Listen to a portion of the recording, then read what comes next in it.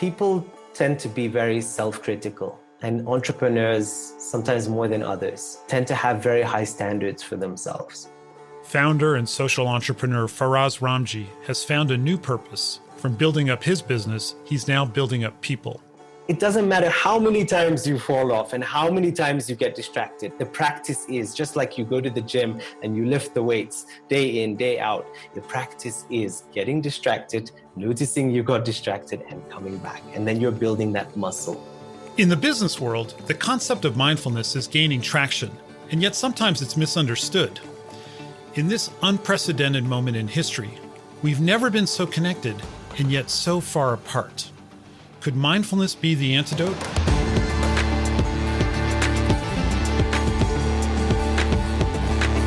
I'm Darius Teeter, and this is Grit and Growth with Stanford Graduate School of Business, the show where Africa and South Asia's intrepid entrepreneurs share their trials and triumphs, with insights from Stanford faculty and global experts on how to tackle challenges and grow your business.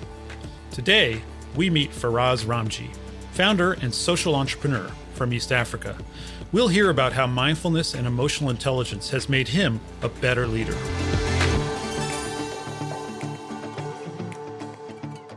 The Republic of Kenya is the third largest economy in sub-Saharan Africa, and it's always been a place of great migration, from Kushite settlers to Omani and Portuguese explorers to British colonization. It was during that colonial period that a large South Asian population immigrated to East Africa, including the family of Faraz Ramji.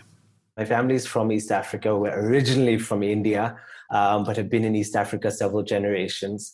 I grew up in the UK and Canada, and then I came initially to Rwanda, actually, to work with a nonprofit that my grandfather had started, working with street kids. And then my grandfather, being a serial entrepreneur, also convinced me. He says, you can't just keep giving money away.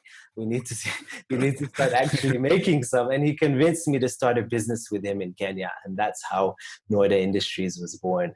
Noida manufactures potato chips, among other snack products.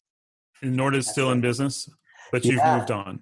I've moved on. Well, I do the bits that I like.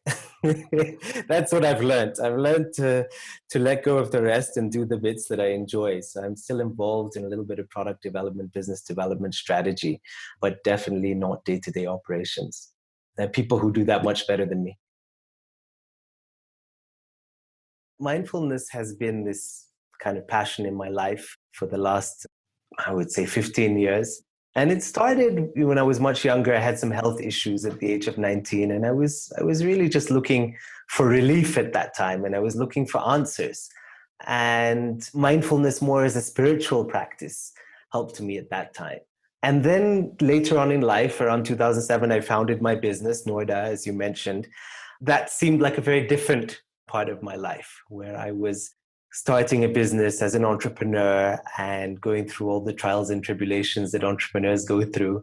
And I've got to be honest and say that the two were relatively disconnected for me. Mindfulness didn't become a big part of Faraz's life until later on, but the practices would become imperative during a period of crisis.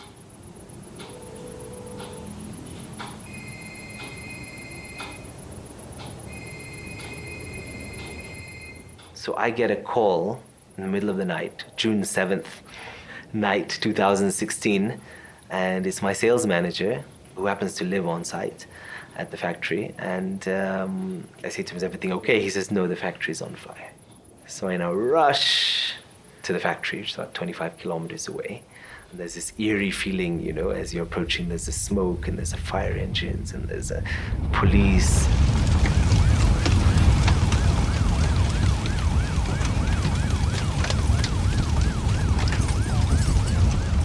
They battled the fire till 8 a.m. and finally got it under control, and everything was decimated. We'll pick up that thread in just a little bit. But first, I want to introduce you to Dr. Leah Weiss, an expert in the field of mindfulness. I wear a few different hats. One of them has been teaching at Stanford Business School, developing a course called Leading with Mindfulness and Compassion. I've been working with the Compassion Center at Stanford and one of the founding faculty members there. And I've started a company about 2 years ago that's now a venture-backed company with a former Stanford MBA student, Inez Gramenya, and we work with teams to counter challenges with burnout and build resilience. So, and I'm a mom of 3, which is a big part of my time and identity these days with the kids home from school for a year. Mindfulness means different things to different people, so I asked Leah to share her working definition. The simplest definition, which I actually find extremely helpful, the intentional use of attention. And one of the things that I'd point out is in this definition, you don't use the word meditation. Now, if you look at the research and you look at thousands of years of practice of mindfulness, meditation is one of the key methodologies. But one of the points I really emphasize in my courses, the intentional use of attention can be, and at work should be, present in any variety of scenarios. For Faraz, mindfulness has been a guiding principle for the past 15 years. So I wasn't surprised to hear similarities in his definition. I think we tend to overcomplicate things in our world of information and concepts and ideas and theories. Another way of saying it is being aware of the present moment. And maybe if I can just add one thing onto that, it's being aware of the present moment with an attitude of kindness and curiosity. So what that implies is paying attention to what's going on outside of us, what we're getting through our sense perception, as well as inside of us, what's happening in this head of ours, what am I thinking? But also, can I do that without judgment? When I lived in Canada, we had this sink that you just put all the excess food down there. Incinerators. What's it called? Yeah. Incinerator. Incinerator. Press the button and just chew everything up and turn it to shreds. And I think our minds are kind of like that. Our minds' job is to think, just like our heart's job is to pump blood, right? Our mind is constantly doing critical thinking. That means we're constantly judging what's going on around us. And while that's very useful at times, it's not so useful all the time. So the premise here is, can we switch off the judgment button occasionally? I'm not even saying all the time, occasionally, to just be in the present moment. What do I mean by just be? I mean, just if we're looking at outside, for example, I can just look around the room and see and perceive and hear and smell what's going on in this room without needing to have that mental commentary. If you look at research articles on mindfulness, the common terms that you'll see are intentional use of attention and then using descriptors like curiosity or non-judgment.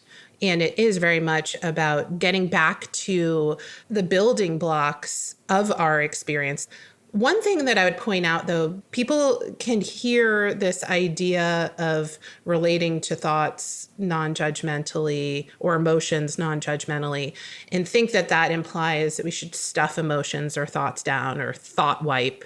And I always cringe when I hear, and you do hear this in meditation instructions, this idea of clear your mind, because that framework itself creates more reaction. It's like telling someone who's upset, relax. It's the most annoying and least relaxing thing you can say. The settling of the mind can be a byproduct of mindfulness, but you don't have to have less thoughts to be mindful. You can be mindful of having a lot of agitation, having a racing mind. You don't have to get rid of what you're thinking or feeling. And I think when people don't get this right, it's not just a philosophical problem. It means that they quit trying to practice mindfulness because they try to get rid of their thoughts. They say, I can't do that. I'm bad at mindfulness, and move on.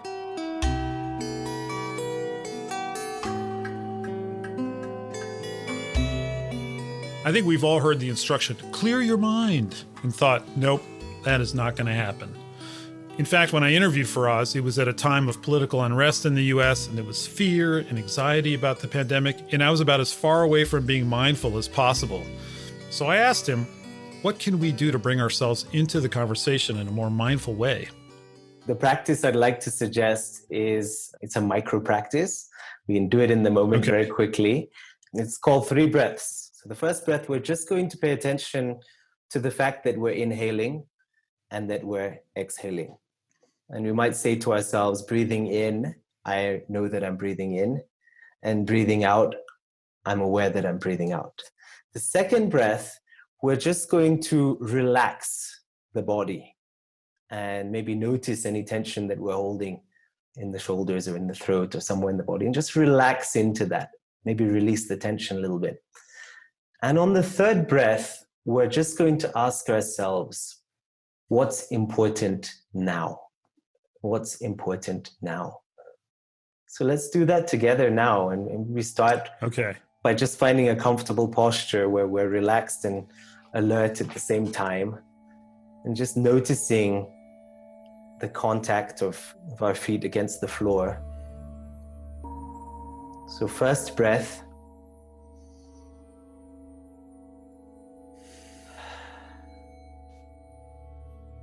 Second breath.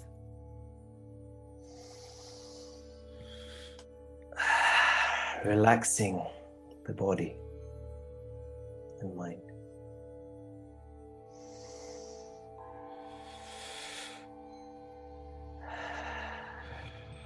Third breath. What's important now in this moment?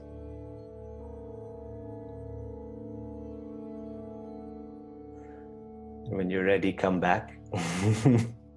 Okay. I'm curious to know, how do you feel after doing that micro practice, just a few seconds? So I found myself getting distracted.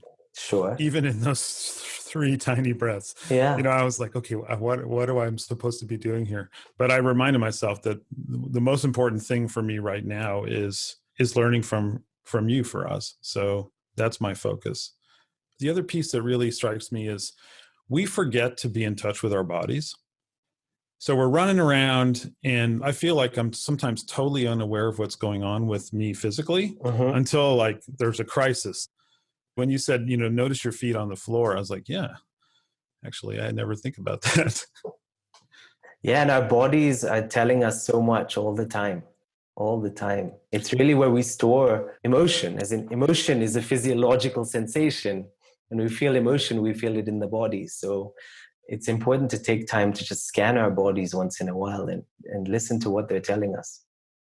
The really fascinating thing about emotions is that they're not in the realm of the brain. They're physiological. They're in our body. One of the interesting things about mindfulness research at this point is that there's so many biological markers, telomeres, fMRI studies, heart rate variability, cortisol levels, inflammation, all of these responses kick in. And so emotional reactions are physiological reactions. Physiological reactions precipitate emotional reactions.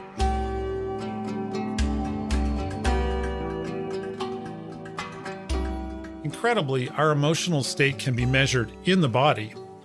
And Faraz's micro practice was based on that same idea, that we can use our minds to direct our body and to exercise a level of control. There was a program developed at Google, and Google gives the opportunity to their employees to spend, I think it's 30% of their time on their passion project. And so there was a guy named Chad Meng Tan who decided he wanted to take on world peace. He wanted to increase world peace. And he figured out that the best way to get there was, according to him, training on mindfulness and emotional intelligence. So he developed this program for training employees at Google called Search Inside Yourself. And it was oversubscribed. In the first 2 years, it was always oversubscribed. And then they decided to start their own institute. And they started training organizations, governments, schools, businesses across the world. And obviously for that, they need many, many teachers. So they started teachers training programs. And I was lucky enough to be in the last cohort of that. So I did a 9-month teachers training on mindfulness and emotional intelligence for leaders. And it was one of the most enriching experiences of my life. So the Google training kind of gave you the language and the tools to teach something that it sounds like you were already very deeply interested in. You said for 15 years, this has been an area of interest for you. So I'm curious, when you were building Norda Industries in Kenya, were you actually practicing these behaviors? Not all the time, definitely not all the time. There were times that I reacted. There are times that I got upset and lost my temper. There were times when I made bad business decisions, with suppliers, with customers, where I let my ego get the better of me. I have to open up and be very honest about all of those things. I think some things were unconscious in terms of communication and empathy. I think I naturally had a more empathic and collaborative management style most of the time. I don't know if that was directly as a result of the mindfulness practice that I'd been doing, or if it was more natural. In the business world, we more often talk about emotional intelligence, that umbrella term that covers all the sought-after skills: great communication, empathy, and collaborative management.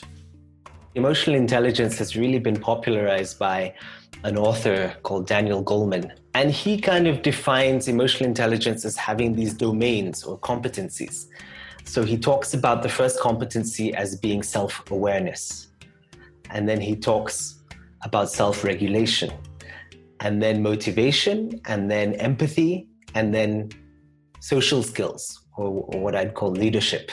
Basically, mindfulness is at the basis of this. You need to be able to be present in a relatively non-judgmental way in order to cultivate self-awareness. And similarly, it helps us at the motivation phase of understanding what our values are and what kind of life we want to live, what kind of business we want to build, how we want to interact. It's the basis for empathy. How can we have empathy for another person and truly step into their shoes without first having the ability to be present? Objectively, you look at these things and, we have this saying in English that, well, that's motherhood and apple pie. Like, who would be against any of those things? but we know that so many leaders are missing big chunks of this. And I just think about, even just the political dialogue in my country, it's all positional statements. There is it's like we can't even talk to each other anymore. I'm just curious, what are the forces that act against having that foundation in those pillars? I think we are obsessed with trying to predict the future, often based on our past. We're trying to predict the future, and we are then trying to live into that projected future. We're trying to control outcomes. And look, this is not a bad thing. This is not all bad. There are times when it's useful to have projections and models about what's going to happen, what may happen, how can I mitigate, for example, in risk analysis. I think the challenge comes when we start living on autopilot. What is autopilot? Autopilot is when we basically are living based on past habits or assumptions. And we do it a lot of the time. Let me give you an example. You may be having your first 3 meetings in the shower. Yeah, you're actually thinking through the meeting you're going to have at 9 o'clock and then 10 o'clock and what's going to happen and what he's going to say and what she's going to say and how he's going to respond and how you're going to respond and how you're right. And you might even have a whole argument, in the shower. Another example is driving to work. I mean, have you ever driven to work and then parked up and said, how did I get here? You drove the car. Yeah, you were driving. Right? But which route did I take? Yeah. And we do it so often. We're living on autopilot so much of the time. And there's nothing inherently bad about autopilot. It's just we're missing out on the depth of life. Focusing on the moment forces us to snap out of autopilot, and that can be a vehicle for self-improvement. One of the places mindfulness is really helpful is with behavior change. And the reason this is the case is because when people train in the intentional use of attention, they start to see how the root of habits that they form that may not serve them are in reaction to uncomfortable emotions. Like, for many people during the pandemic, there's a workaholism that's skyrocketing. And of course, part of that is increased work demands, workforce reductions, and so forth. But some of that is also, if you dig under the surface, it's coping strategies. It can be comfortable to throw yourself into your work and work around the clock to avoid some of the uncertainty that is in our environment that's really uncomfortable. So leaders who misunderstand what mindfulness means assume that they're failing at it because by nature of their positions of responsibility and their authorities, they're supposed to be thinking about the future, supposed to be kind of obsessing about what outcomes they're trying to control. And their jobs are often structured to reward them for doing that well. So does that obsession ultimately inhibit the effectiveness of a leader? And what would be your counsel to them? From my perspective, wise leaders recognize that life is complex and there's a myriad of contingencies and possible outcomes. So being myopic doesn't make you a better planner or a leader. I did a number of interviews a few years ago with like world-class investors, people running hedge funds and so forth. And one of the things that came up again and again, a differentiator between people who were great in finance was that they had the capacity to not react when things were going sideways in the market. And emotional reactivity would often lead to poor decision making. And this is a place where mindfulness research is increasingly clear that emotion regulation capacity that is boosted through mindfulness makes us better able to understand what's influencing our behavior so we can make more thoughtful choices. In extreme moments of stress, there's a benefit to regulating your emotions, but the value of emotional intelligence goes well beyond that. As a practitioner of mindfulness and emotional intelligence, you are more likely to be a better leader. Now, if I ask you to think of an outstanding leader, can you name a few attributes of those outstanding leaders that you have in your mind? One of the ones that I think is really important is that a leader is aware of the mood in the organization. Right. And has a vision of the culture they would like to see in the organization. Right. And has found a way to bring their team along with them. And actually, I mean, you can't build culture as a leader alone. So I think great leaders know how to build a culture with their teams. What's interesting is the competencies you mention really are emotional intelligence competencies. Now, I'm not saying that you don't need some technical competencies as a CEO or a COO. Of course you do. But I'm just saying, really, when you think about what makes an outstanding leader, it's often the emotional intelligence competencies which stand out. You mentioned Daniel Goleman, and I've read some of his work, and he says something really interesting to me, which tracks what you're saying very well, which is the research shows that emotional intelligence is actually twice as important a predictor of performance as intellect and expertise. You're so correct, Darius. And I want to give a personal example there. I talked about my grandfather as being a major influence in my life. He grew up in poverty in Tanzania and in Uganda, lived a very, very difficult life. And he is now, he's 87. He's a serial entrepreneur. He's still encouraging me and my family to keep building and developing businesses. He's built a multi-million-dollar business in Rwanda, manufacturing soap, cosmetics, plastics, cartons, trading division. And he did this all with very little education. And I've watched him, having worked with him for about 12 years, I've watched him not having that much technical competence in any one area. He's not an engineer. He's not a finance guy. He's not, a marketer. But I almost think that it's emotional intelligence that has contributed to his success, because he knows how to empower people. He knows how to motivate people. He knows how to set a vision and build a culture and get everybody on the same page, and really lets people get on with their jobs of technical expertise as well. So I think by almost not out of choice, not having the MBA or the extensive educational background, he has not been tempted to micromanage, and he's focused a lot more of his energy on what he has naturally, innately, or maybe he built over time, emotional intelligence. Mindfulness research has really put out a lot of different data suggesting that mindfulness supports emotional intelligence, both the internal capacities, what I need to be more attuned to myself and how my reactions are influencing interpersonal relations. But also mindfulness helps me read you better, have more empathic accuracy, more ability to know what you're thinking and feeling, to listen to you, and so forth. Up until now, we've spoken mainly about mindfulness in the individual, but naturally, our behavior and attitudes get passed on to those around us. When Faraz's factory burned to the ground in 2017, he met with his leadership team the next day in what must have been a mood of utter despair. So, how does a mindful leader show up in that situation? I maybe didn't have the search inside yourself language, but I think I definitely was quite well entrenched in the practice by that time.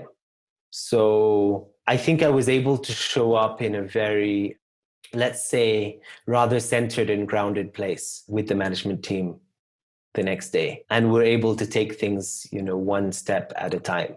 I actually remember practicing design thinking, human-centered design, getting the team really involved and energized and motivated about what the rebuild looks like. We all sat in the same room. We'd grown over 10 years and we're suddenly in all these offices sprawled across the factory. And, I was sitting in some executive office upstairs, but we all just sat in the boardroom together with our laptops and it kind of felt like a startup again. And I think we were just really able to be there for each other, listen to each other, be vulnerable with each other. Now you talk about it, it brings up a bit of emotion in me. I think one of the hardest things I had to do was let go of, I think it was 170 people. Because the company was bleeding. There were no revenues coming in. We kept it going for a couple of months. But after that, we're like, no, this company is going to bleed to death. It took about a year for us to get back up and running properly. So I think that was one of the hardest days of my life. You did it all at once? Pretty much within a span of 2 days, where we That's had tough. To let the ones know who were going to be leaving and then let the ones know who were going to be staying. But I think it was done with compassion. What I found was that actually nobody, no company, no person is indispensable. So your suppliers will find other customers, your customers will find other suppliers, and your employees will find other jobs. And some of them came back to us once we rebuilt, which was great. But I guess to answer your question, I think some of these, although I didn't have the language for it, I think some of these practices were quite deep. And I think without over-declaring or overselling, I don't want to make it sound like mindfulness is a panacea for everything.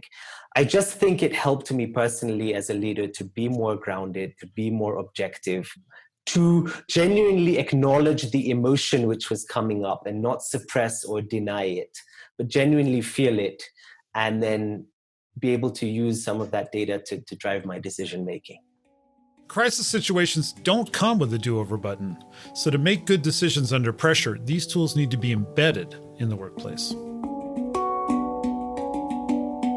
We don't know the source of the disruption that we're going to experience. So a big part of our role as leaders is to have the tools in place for the time that we need them, when we need this go bag, and we don't know when that's going to be.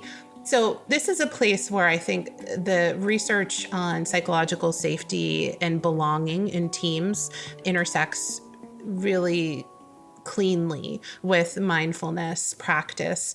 So one of the key components, if you're trying to build psychological safety in your team, is to have practice fields. So the analogy would be, if you're a sports team, if you're a basketball team, you don't just go and have your competitions. You have so many different versions of coming together as a group and practicing skills, practicing communication on the court in all different kinds of scenarios and so forth.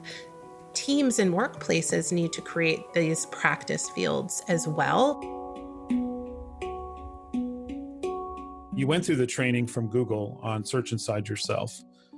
How did you apply that? I know you're no longer, directly running Norda Industries, but I am curious to know how you, as a leader at that time, how did you translate that training into your practice as a leader within that business in Kenya?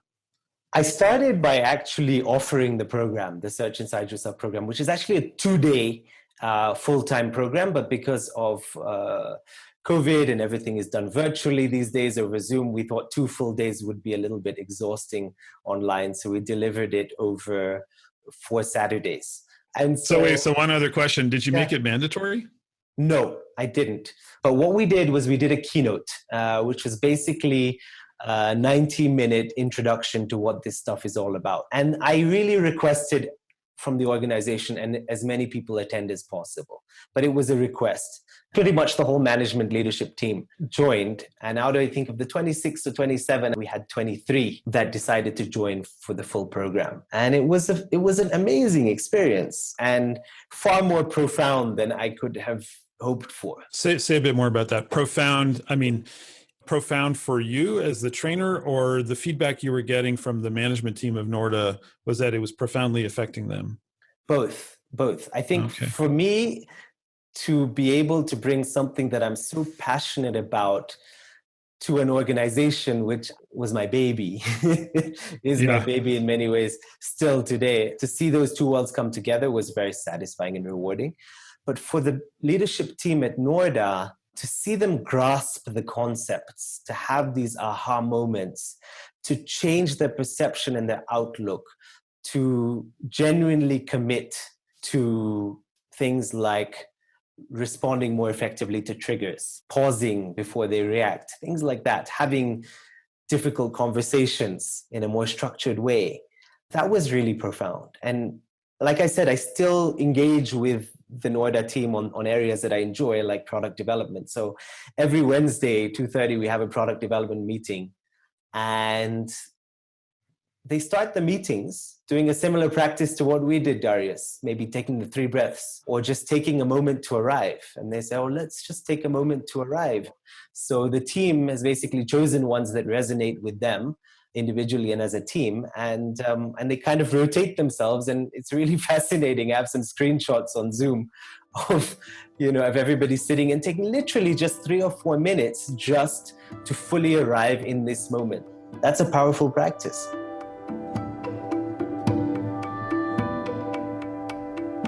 Faraz has found peace and power in the Search Inside Yourself methodology. And although the concepts are universal, Leah has a different approach to mindfulness training in teams.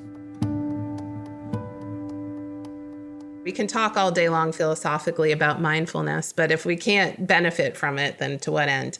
So there's the awareness, but that has to translate into practice, behavior change, application, reflection, dialogue, and increasingly, the work that I do bridges the personal component of mindfulness to the interpersonal.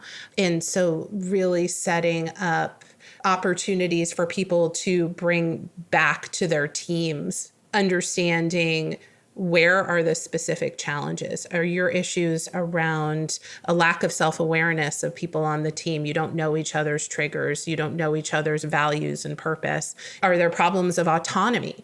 Are there problems of building a sense of community? Are there problems around structured rest and cadence of work? And so taking these tactical components and collecting data as a way of getting clarity about what's not working at the individual and team level, so we can base our effort individually and collectively there. And one of the things that I think is really a problem in how mindful leadership is practiced, it over-indexes on the individual. And there's been a lot of very clear data coming out about workplace wellness strategies. There was a meta study that came out of Harvard, published in JAMA, the preeminent physicians journal last year. And the data was that these workplace individual-based solutions didn't work either for organizational outcome metrics or for improving quality of life for the individuals. So there's a breakdown at the same time as we're spending billions a year on trainings around things like mindfulness, but they're not having the desired impact. And my thesis is that's because of the team component is missing and the data-driven component is missing, and we can't meditate our way out of structural issues. Leah sees mindfulness as a springboard for collective action. But many companies mistakenly assume that a one-and-done training approach will somehow create great teams. As Faraz said earlier, it's not a panacea, but it can shift your perspective. Darius, one of the things about mindfulness is I think a lot of people think it means, you sit and meditate for an hour a day, and then you suddenly become some enlightened being, and you either don't have any more problems or you don't feel any more problems anymore. And it's just not like that. But I think for us in the business world, and not just the business world, for us in this society that we live in, which is highly volatile, unpredictable, complex, ambiguous, to use VUCA as the term, right? We're living in this world and we need a set of tools to navigate. Yeah. And mindfulness gives us those tools. So what I'm saying here is you use mindfulness in every moment. You choose to show up. Mindfulness is not just about sitting and feeling zen. It's about showing up. And okay, my employee's just come in and she's having a really terrible day and she has an outburst at another employee and this drama has erupted in your office. Now, how are you going to handle this situation? Right? Or you've missed a deadline for a big tender and it's going to cost you hundreds of thousands of dollars in business because of some stupid mistake. How are you going to handle the situation?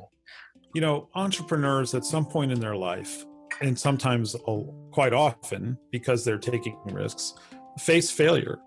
Sometimes major failures at different points in their lives. And even the most successful people have worked through failure. So what distinguishes successful people in their attitude towards failure, and specifically how they explain their own failures to themselves?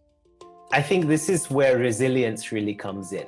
A friend of mine calls it psychological flexibility. And I wonder if we can call that yoga for the mind. But basically, how do we explain failure or setback to ourselves? And we can take, say, either an optimistic style or a pessimistic style, right? And the pessimistic style being, let's say my revenues are down or my business is failing. This is permanent. This is going to last forever. It's all pervasive. And we tend to personalize. I'm a permanent failure and it filters into every area of my life. And maybe a healthier way would be take an optimistic explanatory style and say, okay, so let's look at this failure or this setback and say, what can I learn from this? Maybe I could have done this better. Not sugarcoating things, taking the lessons where they're required, but also not over-personalizing things and not taking things as being all pervasive and permanent. Okay, I can get over this, or we can bounce back and do this better next time. Or maybe it is time to shut this business or this particular unit and move into a different direction. So it just gives us a lot more objective way of looking at failure. Right. There's such an important balance there. And so being honest about your failings, but not being obsessed about whether your character is a failure, whether you as a person are a failure, as opposed to you have some failings and you can work on them. I want to just bring it back to something very simple, which is if I want to start working on my mindfulness, what should I do? Me, Darius Teeter. So I'm in a VUCA world, like literally up to my eyeballs. What should I start? What's the practice I should start? It's so simple that it might be dismissed. As entrepreneurs, we like complex problems. We like really something, back to that, that incinerator or carburetor or whatever. We like big problems to sink our teeth into. So we don't like simple solutions. So if I ask you, Darius, what problem do you have right now? I can imagine that actually there's nothing. In this particular moment, there is no issue. The problems are all created by us ruminating on the past or obsessing or fantasizing or being anxious about the future. So to practice mindfulness, we need to come back to the present moment. To come back to the present moment, we need an anchor. So the best anchor that I can give you is your breath. Because I can ask you, are you breathing right now? Barely.